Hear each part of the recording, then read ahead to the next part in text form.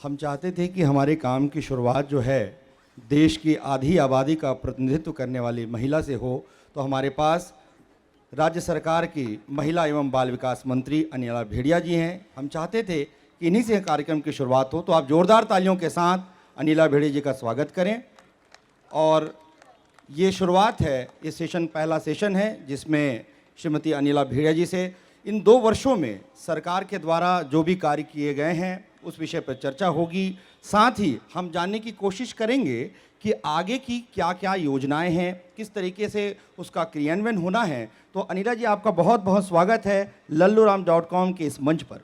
धन्यवाद अखिल जी, नमस्कार। नमस्कार नमस्कार। बातों की शुरुआत करते हैं। पहले अक्सर देखा जाता था कि छत्तीसगढ़ की बात होती थी तो नक्सलवाद एक बहुत बड़ी समस्या के रूप में था, लेकिन आपने कुपोषण को जो है उससे भी बड़ी समस्या मानते हुए उस दिशा में बहुत अच्छे तरीके से इन 2 वर्षों में आप लोगों ने काम किया है। उसके विषय में आप प्रकाश डालें।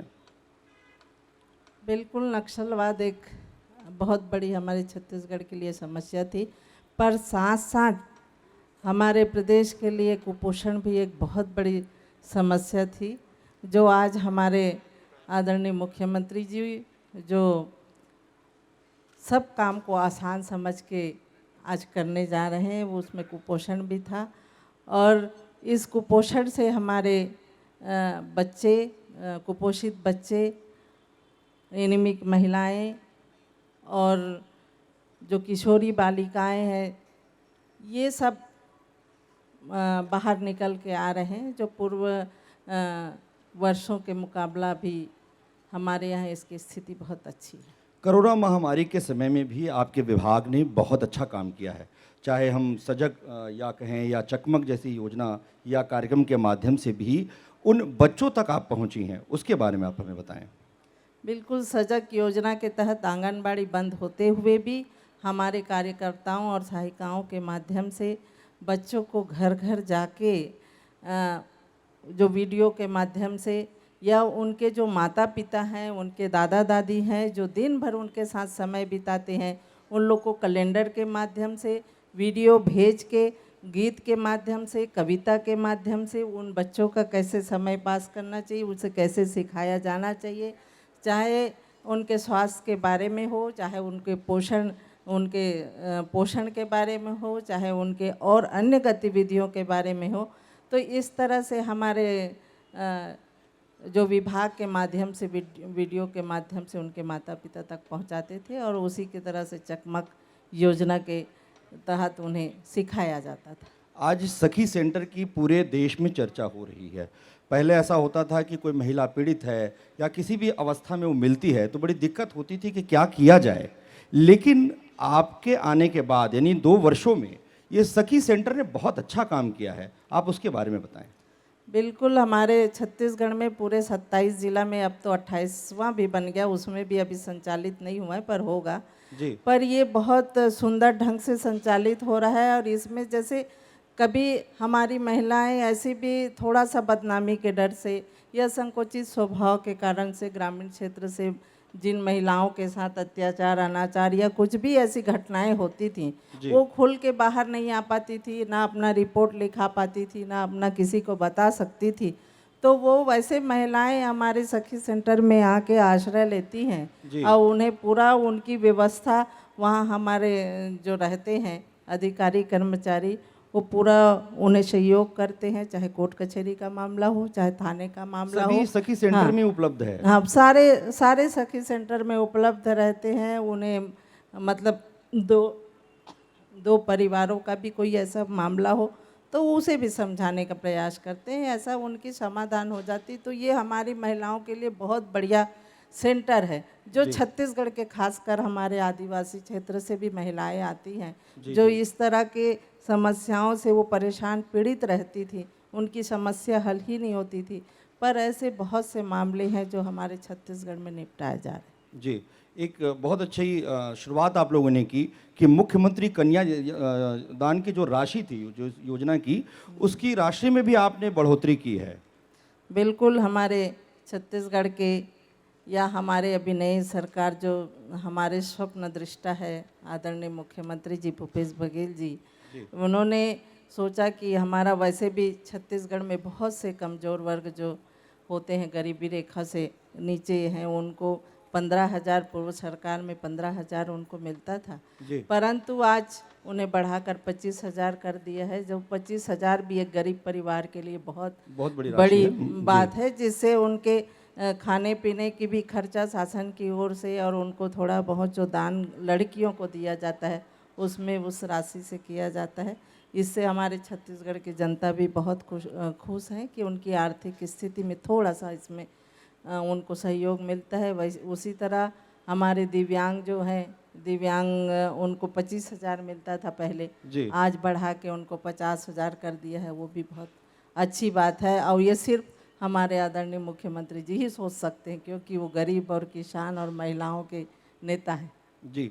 तीजा पूरा जैसे जो त्यौहार हैं उसमें भी आपकी भूमिका बड़ी महत्वपूर्ण हो जाती है और आपका विभाग उसमें बढ़ चढ़कर हिस्सा लेता है और बहुत अच्छा आयोजन आपके माध्यम से हम पिछले 2 वर्षों से देख रहे हैं। तो बदला बदला छत्तीसगढ़ दिखता है अब।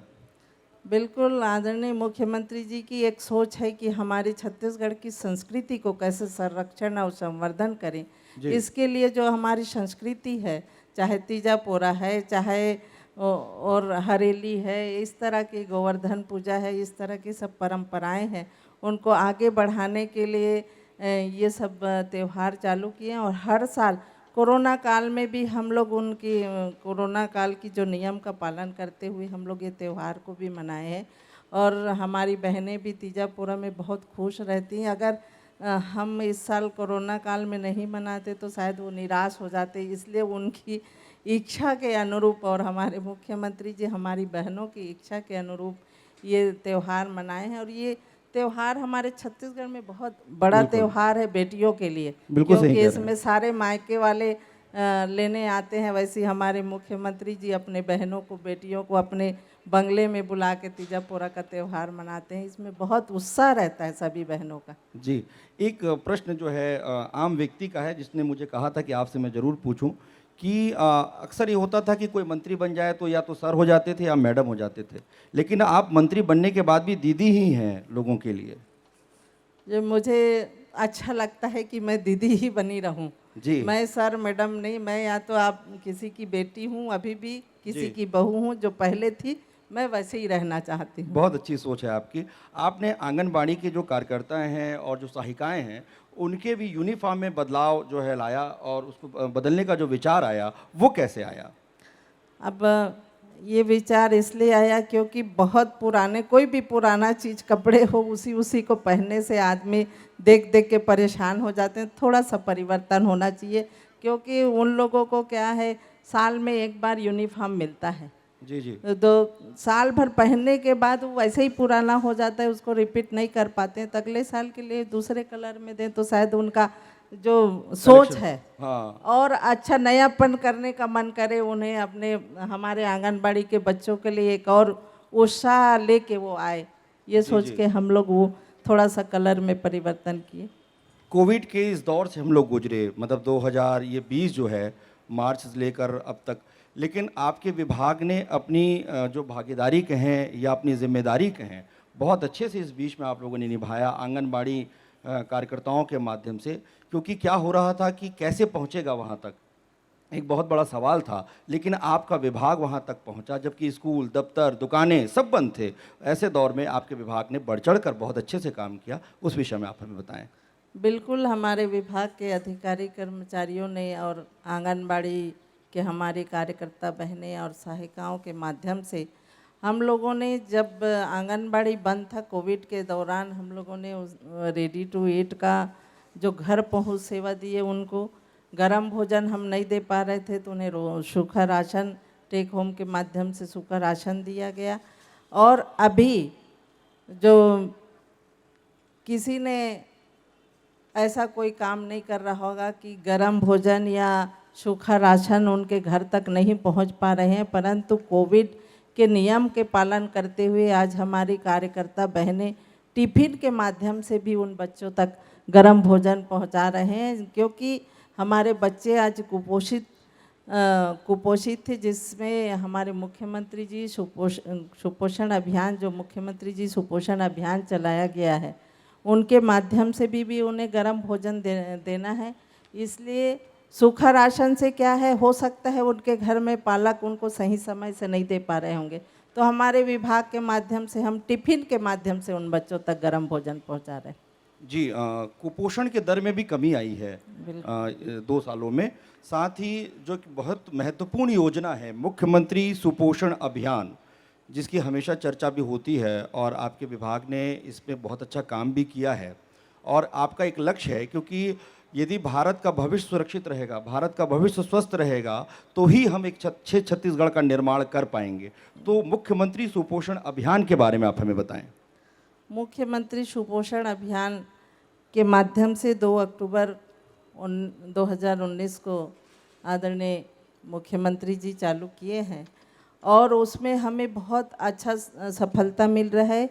और इसका बजट हमारे यहाँ आपके डीएमएफ फंड है, एसआर फंड है और आपके जन सहयोग से जो फंड हमें मिलता है उसके माध्यम से हम बच्चों तक और हमारी जो माताएं हैं, शिशुवती माताएं हैं, गर्भवती माताएं हैं, वो भी कमज़ोर हैं, एनीमिक हैं, ऐसे माताओं को भी इसके माध्यम से हम लोग गर्म भोजन दे रहे हैं, क्योंकि शिशुमती माताओं को देना बहुत ज़रूरी, ताकि हमारे बच्चे कुपोषित ना हो।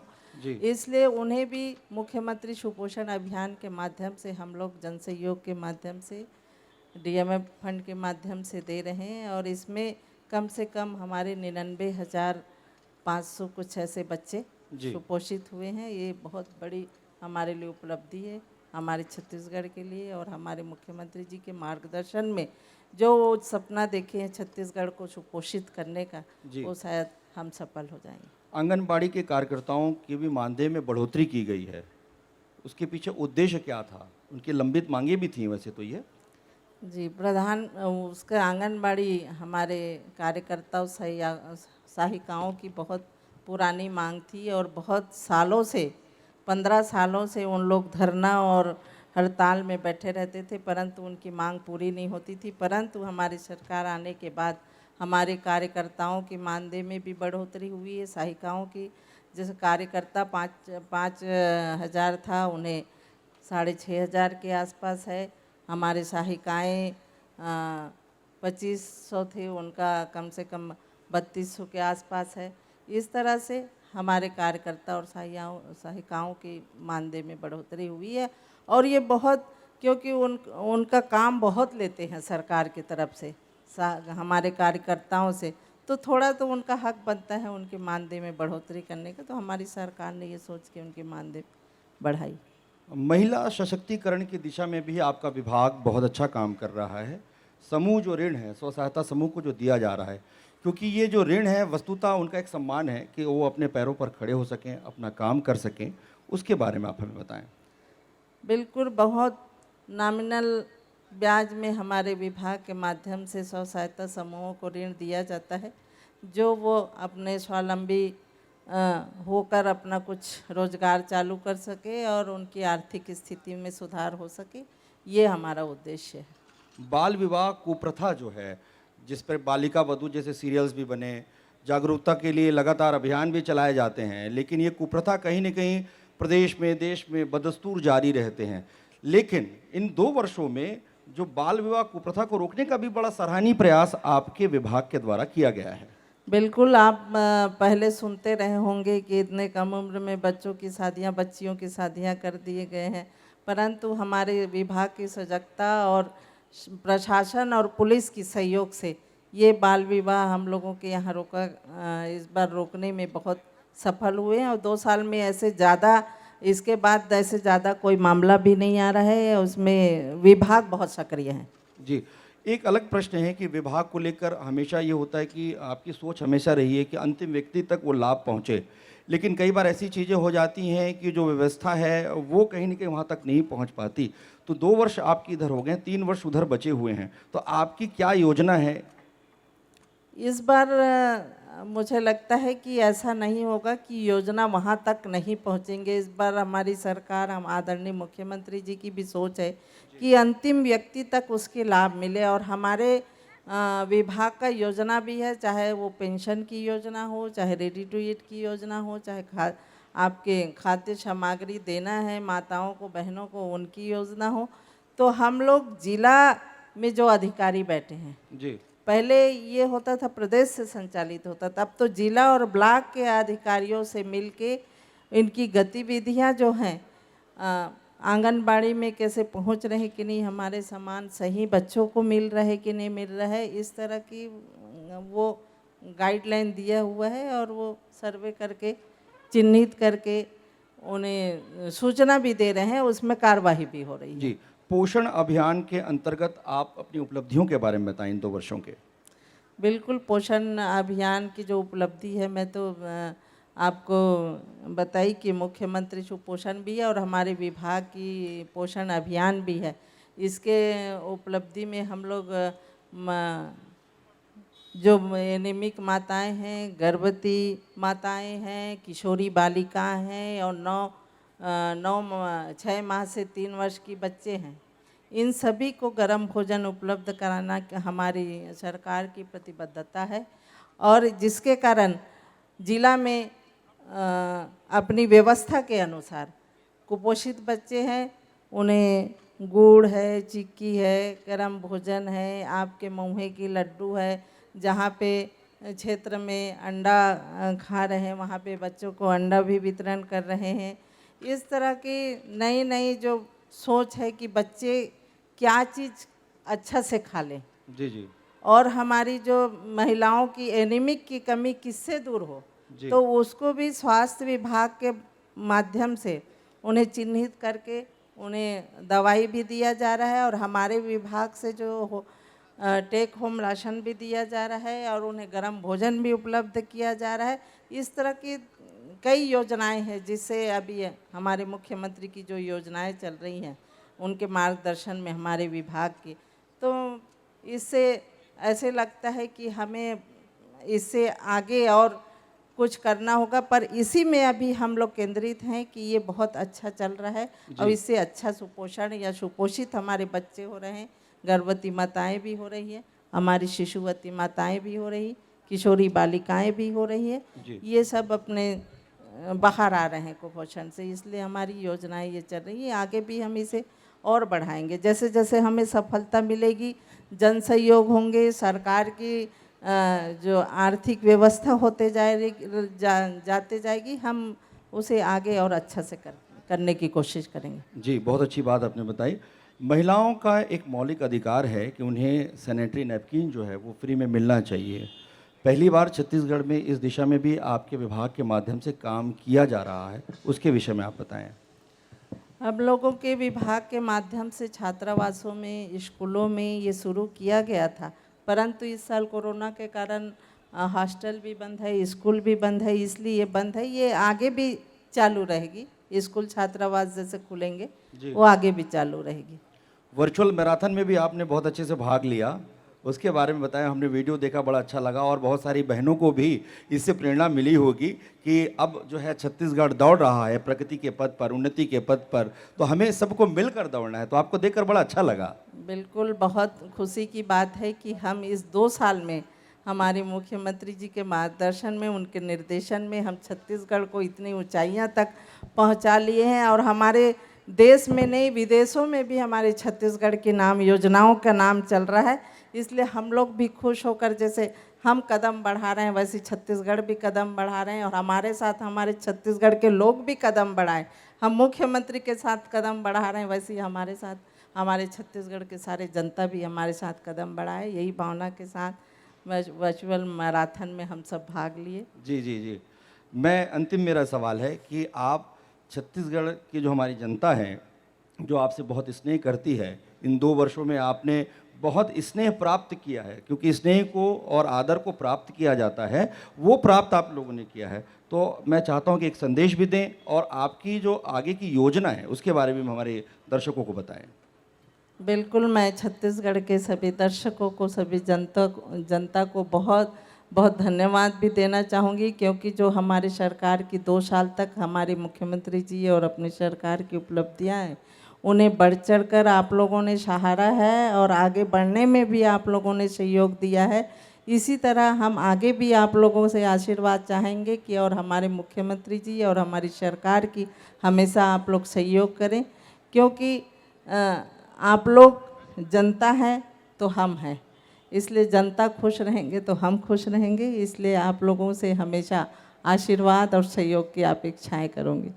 बहुत बहुत धन्यवाद। lalluram.com की इस आयोजन में आपकी महती भूमिका रही, भागीदारी रही, और आप समय से बहुत पहले भी आ गई, तो बहुत अच्छा भी लगा कि आप जो हैं, कोई घर का बड़ा व्यक्ति जब पहले आ जाता है तो काम धाम कैसा हुआ है, किस तरीके से हुआ है, वो भी देख लेता है। तो आप पहले आई, इसके लिए बहुत बहुत धन्यवाद, और आपने अपना बहुमूल्य अमूल्य समय हमें दिया, इसके लिए भी आपका बहुत बहुत धन्यवाद। और lalluram.com का ये सेशन हम यहाँ समाप्त करते हैं। श्रीमती अनिला भिड़े जी से छत्तीसगढ़ के विषय में बहुत सारी बातें हमने की, बहुत सारी बातें हमने जानी हैं, और निश्चित रूप से आने वाला जो 3 वर्ष होगा ये विभाग और अच्छा काम करेगा, ऐसी हमारी उम्मीद है। आप सभी का बहुत बहुत धन्यवाद, आभार। कुछ सवाल हैं जी? सवाल, मैं एक बात मैं आप लोगों से कह दूं कि सवाल जो है सारगर्भित रहें, इसका आप लोग ध्यान रखेंगे जी। दीदी नमस्कार, और यहाँ उपस्थित सभी को मेरा नमस्कार। मैं ज़मीना खान हूँ, टॉपर्स एजुकेशनल सोसाइटी मेरी एनजीओ है। दीदी मैं बहुत सालों से दूरस्थ अंचलों में काम कर रही हूँ। मैंने वहाँ पर सैनिटरी नैपकिन्स बांटे हैं, लेकिन क्या होता है बार बार आप बहुत ज़्यादा एफर्ट नहीं कर पाते। तो मेरा आपसे एक छोटा सा क्वेश्चन यही है कि हम वहाँ पर अगर छोटे छोटे यूनिट्स डालते हैं सैनिटरी नैपकिन्स प्रोडक्शन का, तो ज़्यादा हम काम कर पाएंगे और वहाँ की औरतें वहाँ पर यूज़ कर पाएंगी। अदरवाइज़ ये बाहर के जो ब्रांडेड होते हैं या मार्केट में जो है उनके लिए अफोर्डेबल नहीं है। तो ऐसे यूनिट्स के लिए आपकी कोई योजना है क्या? नहीं, बिल्कुल आप प्रपोजल भेजिए। आप स्थानीय स्तर पे यूनिट डालना चाहेंगे तो हम उसके लिए तैयार हैं। हमारे मुख्यमंत्री जी चाहते हैं कि स्थानीय लोगों को काम दिया जाए। अगर स्थानीय उसमें वो है सक्षम है करने में तो कोई दिक्कत नहीं, आपकी प्रपोजल आनी चाहिए शासन को। जी, बहुत अच्छा सवाल। और कोई दूसरे व्यक्ति जो सवाल करना चाहें, थोड़ा समय का ध्यान रखेंगे।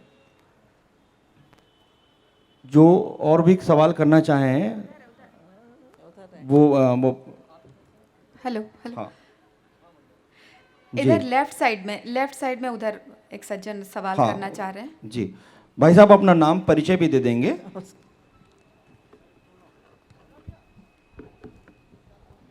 अपने नाम का परिचय भी दे देंगे। मेरा नाम उत्तम गोलछा है और मैं कैट की ओर से आया हूँ। सर्वप्रथम तो मेरी एसोसिएशन की ओर से आपका बहुत बहुत स्वागत और अभिनंदन है माननीय मंत्री जी। धन्यवाद जी। तो मुझे ऐसा लगता है कि बातें बहुत सारी हो चुकी हैं। और मेरा ये सवाल है जी कि आज छत्तीसगढ़ प्रदेश के अंदर मैं देखता हूँ उद्यमियों के नाम पे महिलाएं काफ़ी पिछड़ी हुई है, और सरकार की योजनाओं में महिलाओं की क्या भूमिका है अगर वो उद्योग को ऑपरेट करना चाहे या व्यवसाय को ऑपरेट करना चाहे, तो उनके लिए किस टाइप की सुविधा और फैसिलिटी हमें छत्तीसगढ़ शासन की ओर से मिलेगी? क्योंकि महिलाओं को आगे बढ़ाना नितांत आवश्यक है। आर्थिक पूंजी के दृष्टिकोण से वो काफ़ी पिछड़ी हुई रहती हैं। इसके संबंध में आप थोड़ा सा। बिल्कुल, हमारी सरकार चाह रही कि महिला बहनें आगे आएँ, उद्योग लगाएं, उनकी एक इच्छा है। तो आप बिल्कुल जो बहनें आना चाहेंगी उन्हें सब्सिडी मिल रहा है शासन की ओर से, उन्हें लोन मिल रहा है कम ब्याज में। तो आप उसके लिए तैयार हैं जो बहनें, वो हमारी सरकार भी तैयार है उन्हें आगे बढ़ाने के लिए।